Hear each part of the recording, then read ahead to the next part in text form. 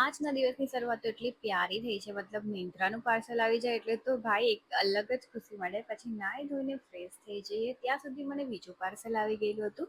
એ મારું નહીં હતું, કૂકીનું હતું. કૂકી જ્યારે બી વોક પર જાય બિચારી એટલી થાકી જાય ને, તો એને મેં પાણી પીવડાવવા માટે એક બોટલ મંગાવીને એને કંઈ વધારે જ સારી લાગી છે. બહાર જોયું તો વેધર એટલું મતલબ વરસાદ પડે એવું થઈ ગયેલું હતું. તો પહેલાં મેં નીચે ગઈ મારું કામ પૂરું કરવા, કેમ કે આજે મારે આઈબ્રો કરવા જવાનું હતું અને આઈબ્રો કરીને ફેસ કંઈ અલગ જ સારો નથી લાગતો.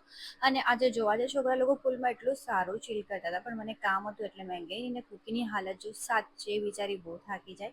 અને ઉપર આવીને જોયું તો મમ્મી થેપલાનો લોટ બાંધતા હતા. એ પણ આજે ખાવા માટે નહીં, કાલે સવારના નાસ્તા માટે. તમે ગુજરાતીઓને સમજી શકો છો, સવારનું ટેન્શન બી બપોરથી જ લેવાનું ચાલુ કરી દે.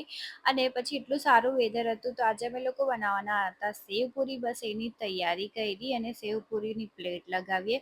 મમ્મી આજે પૂરી પર ઘરે જ બનાવેલી હતી, એટલી સારી પૂરી પણ લાગતી હતી. તો પહેલાં મસ્ત સ્ટફિંગ કર્યું, ચટણી વટણી લઈ ગઈ, તીખી ખાટી મીઠી જે બી ચટણી નાખવાની મને નહીં ખબર, કેમ કે મમ્મીએ બનાવેલું હતું.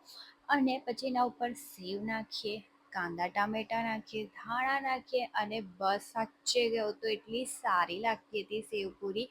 અને સેવપુરી ખાતા ખાતા આજનો બ્લોગ અહીંયા જ પૂરો કરીએ અને મળીએ કાલે નવા બ્લોગ સાથે. એના માટે મને ફોલો જરૂરથી કરી લેજો. બાય.